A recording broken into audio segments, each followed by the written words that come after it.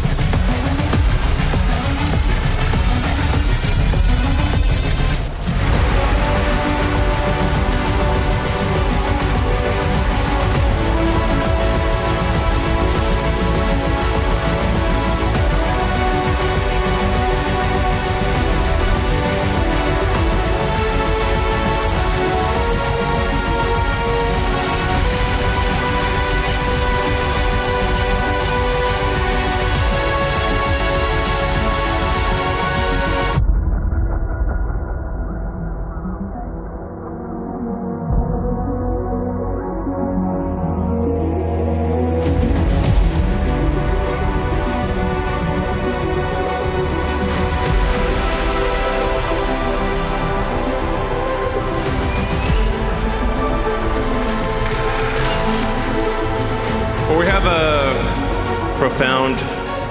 a profoundly important announcement to make, which is the most epic chip-building exercise in history by far.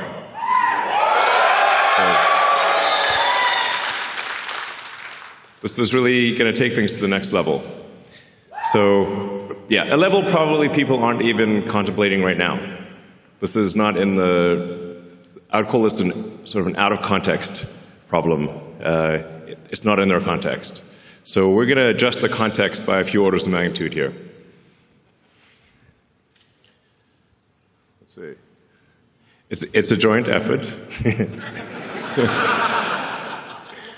I'm pressing the button. But the button's not working. Oh, there we go. Okay.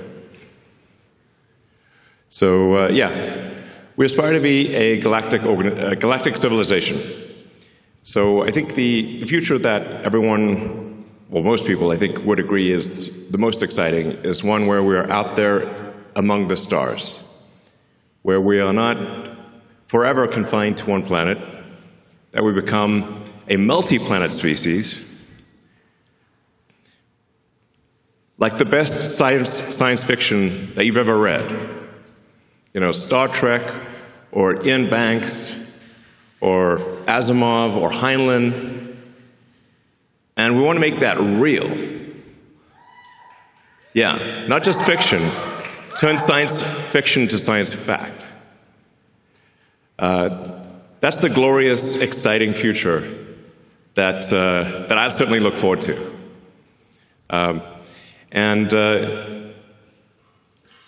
It's worth considering sort of like, how would you rate civilizations? You know, there was a physicist, I think it was Russian, in the 60s, Kardashev. He thought about, at a high level, how would you consider any given civilization? And he said, well, if you're type 1, you're using most of the energy of your planet. And we actually still have quite a ways to go to be properly a type 1. We're still using a tiny fraction of the sun's energy that reaches our planet. Let's see. Yeah, there we go.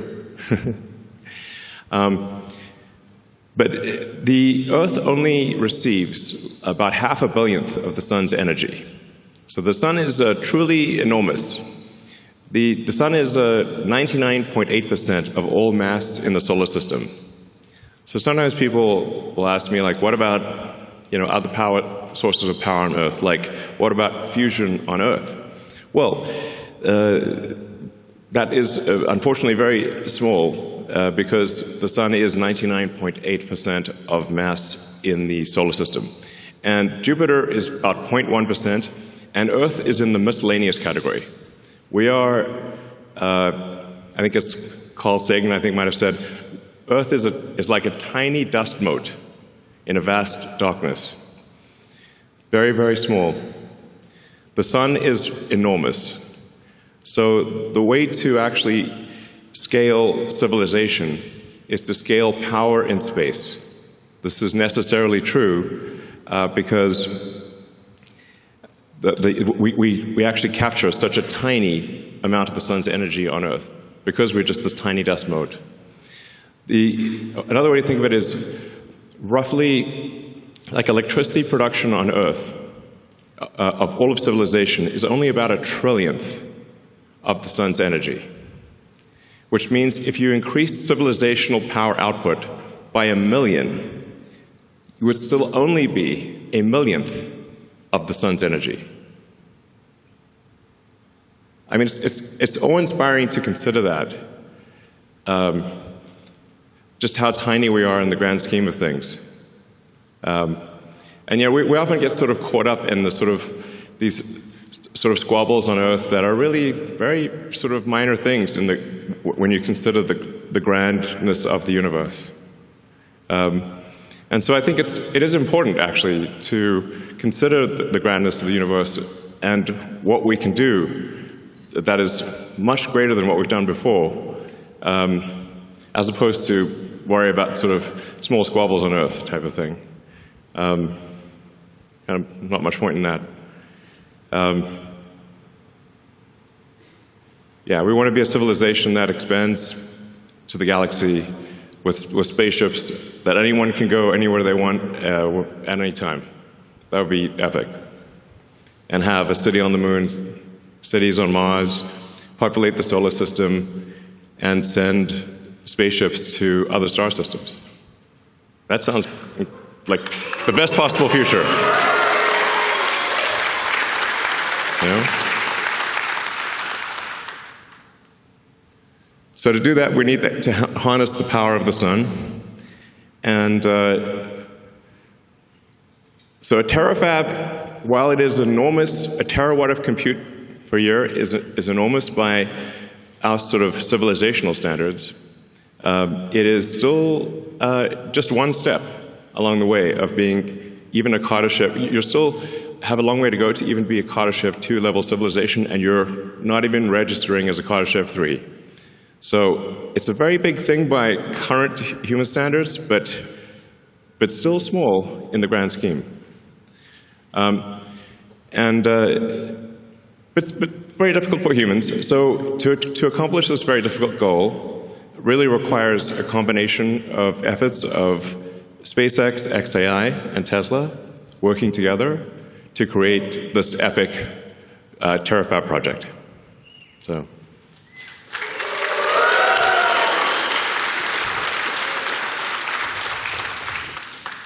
And you know, Tesla and xAI and SpaceX have all done amazing things that people did not think would be done before. So there's the Giga Texas fab here. There's the Optimus robot that's being built. There's a global supercharging network. There's really quite a lot. And it wasn't that long ago when people thought electric cars wouldn't amount to anything. And there were basically no electric cars for sale when Tesla started. And people said it was impossible, and now Tesla's making 2 million electric cars a year.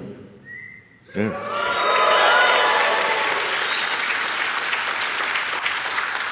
And then xAI, although it's a new company, now part of SpaceX, has also built the first gigawatt-scale compute cluster, which in record time. Jensen Huang from NVIDIA said he'd never seen anything built so fast in his life before. So a great compliment from NVIDIA. And then SpaceX, well, I guess you can read it for yourself. Or you already know. I mean, the reusable rockets, people said that reusable rockets weren't possible, and even if you did do them, they wouldn't be economically feasible. So we did them, and then we made them economically feasible. And now we've landed over 500 times. And then we did the Falcon Heavy, and now we're doing Starship.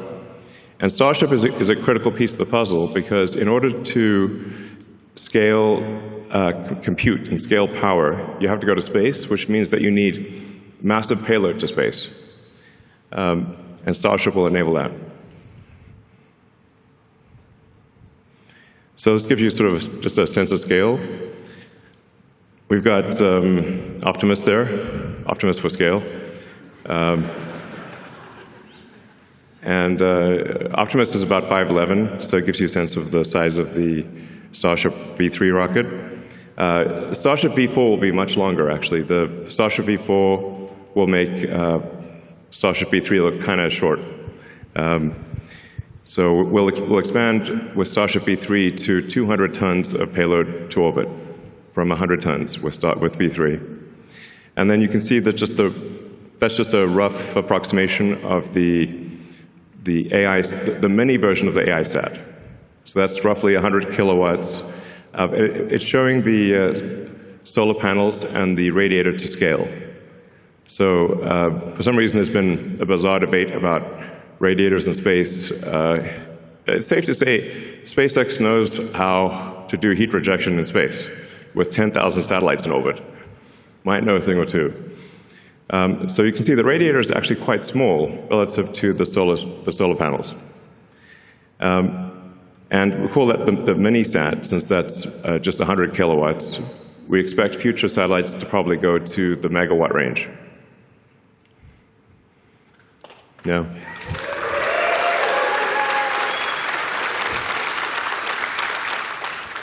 So in order to get to the terawatt of compute per year, you need about 10 million tons to orbit per year, and at 100 kilowatts per ton. So we're confident this is feasible. Like, no new physics or impossible things are required to get there. So I'm confident, actually, that SpaceX will get to 10 million tons to orbit per year.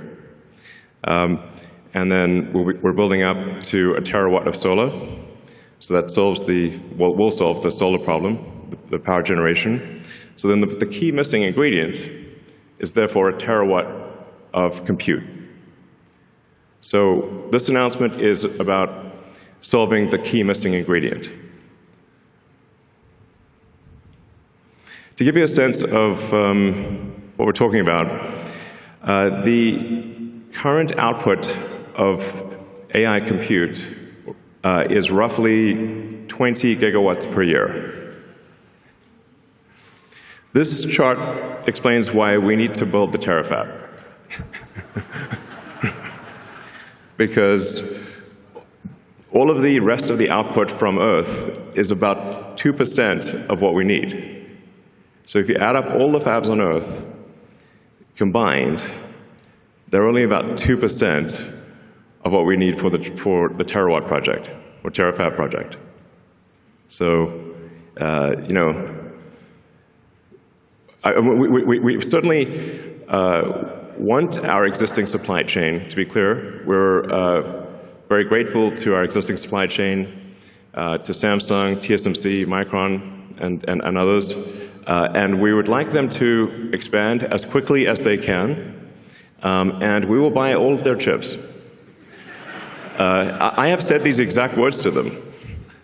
But there's a maximum rate at which they're comfortable expanding, but that rate is much less than we would like. And so we either build the Terafab or we don't have the chips. And we need the chips, so we're going to build the Terafab.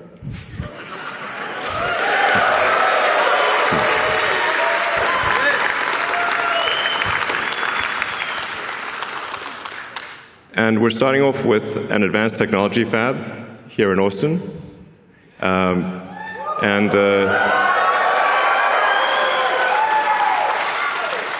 I believe Governor Abbott is in the audience. I'd like to thank Governor Abbott and the state of Texas for their support. All right. So in the advanced technology fab, we will have all of the equipment necessary to make a chip of any kind, logic or memory, and we will also have all of the equipment necessary to make the lithography masks. So in a single building, we can create a lithography mask, make the chip, test the chip, make another mask, and have an incredibly fast recursive loop for improving the chip design. To the best of my knowledge, this doesn't exist anywhere in the world.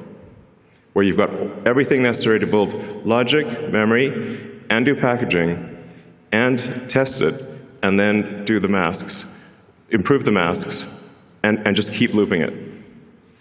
So, and we're not just going to do conventional compute in this. I think there's some very interesting new physics that is potentially, that actually I'm confident will work. It's just a question of when. So this is we're really going to push the limit of physics in compute. And we're going to try a bunch of wild and crazy things, which you can do if you've got that fast iteration loop. That I can't emphasize enough the importance of being able to make a chip, test it, and then change the design, do another one, and have that in a single building. I think that our recursive improvement with that situation is probably an order of magnitude better than anything else in the world. Yeah.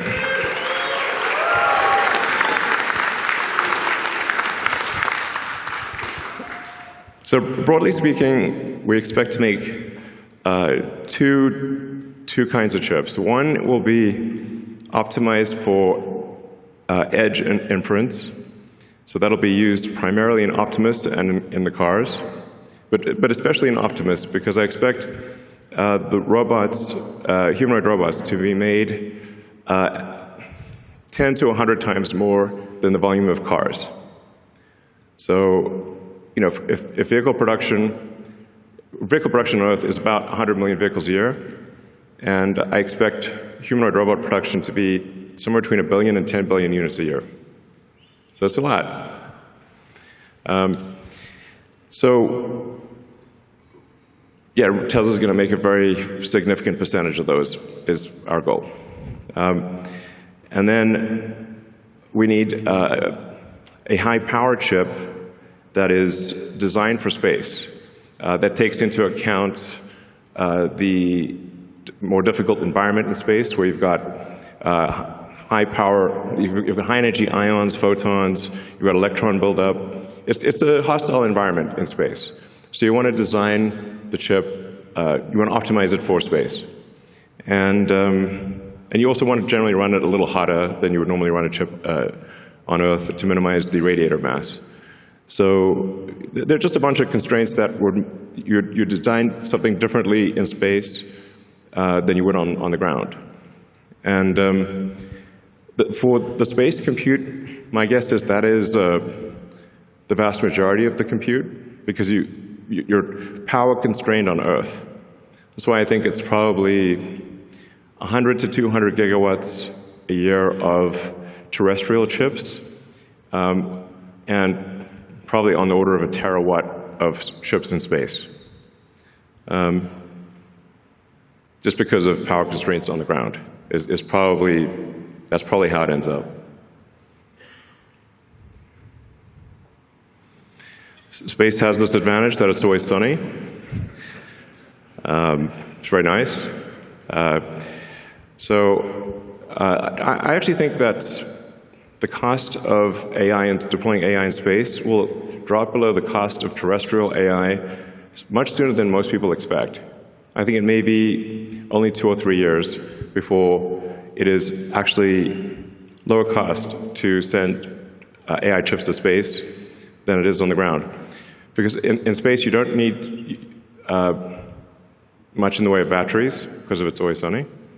And the solar power, you're going to get at least 5 or more times the solar power you get in space versus the ground, because you don't have atmospheric attenuation or a day-night cycle or seasonality.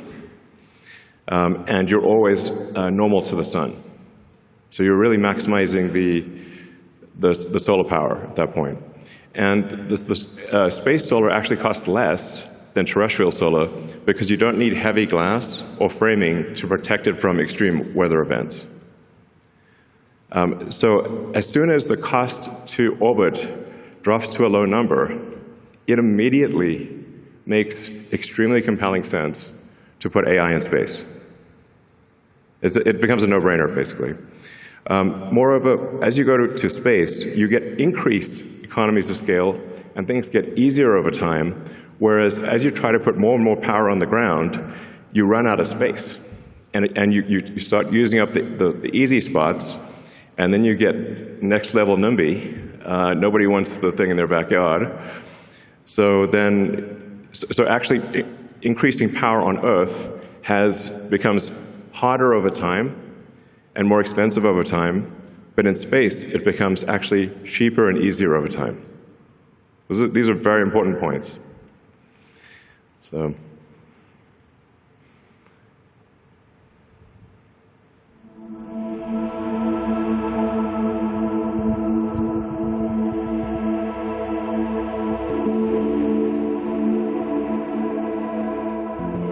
Yeah.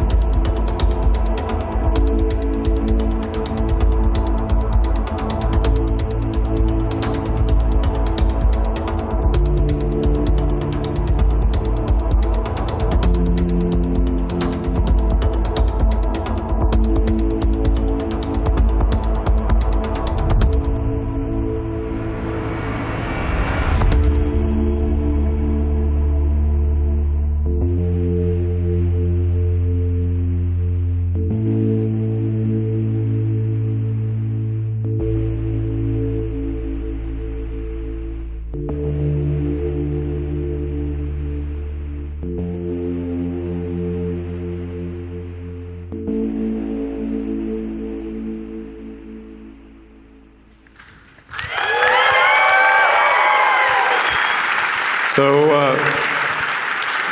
what you just saw there was, because of course you're asking, what's on your mind is, well, what do you do after a terafab? Don't think small. Well, yeah, good point. So we, how do you get to a petawatt is the obvious next question. And you get there by having an electromagnetic mass driver on the moon with robots, with Optimi, and obviously lots of humans. And with that, you can send a petawatt. You can create a petawatt of compute and send that to deep space. Because on the moon has no atmosphere and has 1/6 Earth gravity. So you don't need rockets on the moon. You can literally accelerate it to escape velocity from the surface. And that dramatically drops the costs, once again, of harnessing power and enables you to go 1,000 times bigger than a terawatt. So for sure, the future I want to see, I want to just live long enough to see the mass driver on the moon, because that's going to be incredibly epic.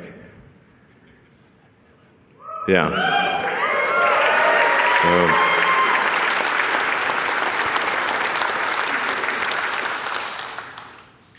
That should hopefully get us to 1/millionth of the sun's energy, at least.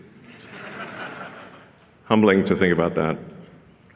But 1/millionth of the sun's energy would be 1,000,000 times bigger than Earth's economy, so it's good from that perspective.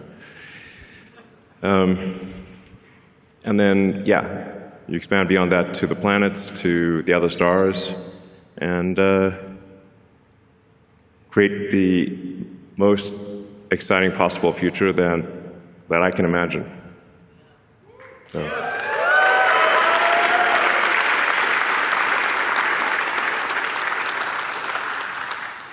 This looks a bit like the opening in Idiocracy with Mike Judge. unlocking an age of amazing abundance. Yeah, obviously the elements of that are sustainable energy, space travel, and AI and robotics that bring amazing abundance to everyone. It's really the only path to amazing abundance is AI and robotics, which is not to say it can't go wrong. Hopefully, but I think it'll probably go right, and it'll be a future that you love.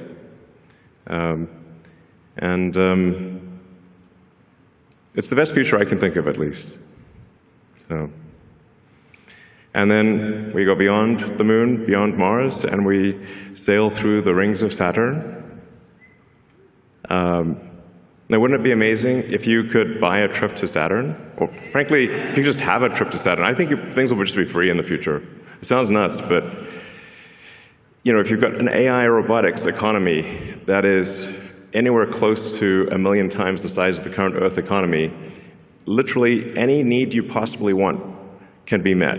If you can think of it, you can have it. So I think Ian Banks, in his culture books, has it pretty much right, where there actually isn't money in the future, and there's abundance for everyone. If you can think of it, you can have it. That's it. Which means anyone could have a trip to Saturn. It won't be, just a few people. If you want it, you can have it. Yeah. So.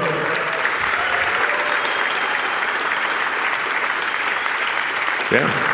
Join us on this journey, and help us design incredible chips and make incredible chips and build a terawatt of chips, a terawatt of solar, and 10 million tons to orbit per year. Thank you.